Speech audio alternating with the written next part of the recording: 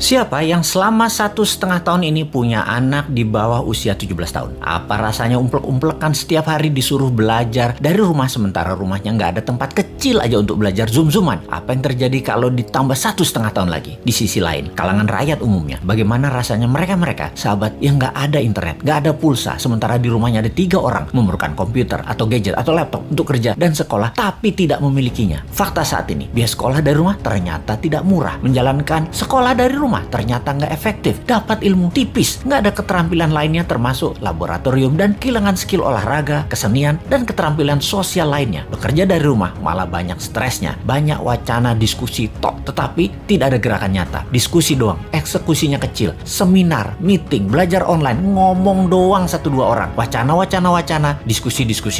Rekening mah minus juga. Saat ini dunia bergeser jauh. Berapa lama kita akan menjadi seperti ini di bawah serangan virus? Jawabannya, kalau gini cara mengelolanya, selamanya, setidaknya sampai tahun 2025. Demikian kata WHO dan World Bank. Waduh, paling cepet 2023 awal deh. Tetap aja lama. Maunya tahun 2021 ini paling lama selesai deh. Vaksin dah tuh 100% orang Indonesia. Pertanyaan lagi, apakah selesai COVID? Ya nggak tahu juga. Menurut Ngana, selesaikah COVID ketika 100% manusia Indonesia sudah divaksin? Jawabannya nggak tahu. Misalnya, manusia setelah divaksin, efeknya tingkat kematian dan fatality-nya menurun. Tetapi tetap bisa kena. Dimana kalau kena ya isolasi mandiri, katakan 10 hari. Setiap hari ada 30.000 orang bergantian bergiliran. Tiap hari ada 30.000. Karena 10 hari di isoman, maka yang dikurung hari itu adalah 300.000 orang per hari yang terkurung gantian sampai 100 juta orang. Gitu ya, 2 tahun itu bisa tercapai. Bisa lebih. Serem amat ya kalau ini terjadi. Untuk mencapai 60% populasi yang benar, ya bisa 2 tahun lagi, mungkin bisa 4 tahun lagi. Kalau hal ini terjadi, maka bukan hanya ekonomi yang ambiar, tetapi keterampilan sosial anak kita, keterampilan lainnya hilang. Bisa terjadi generation gap yang parah, di mana di tahun 2045, 24 tahun lagi, mereka usianya yang sekarang 10-20 tahun itu adalah mereka menjadi tulang punggung angkatan kerja dan usaha. Mereka, bayangkan, tidak punya keterampilan yang mumpuni. Maka angkatan yang usianya 50-70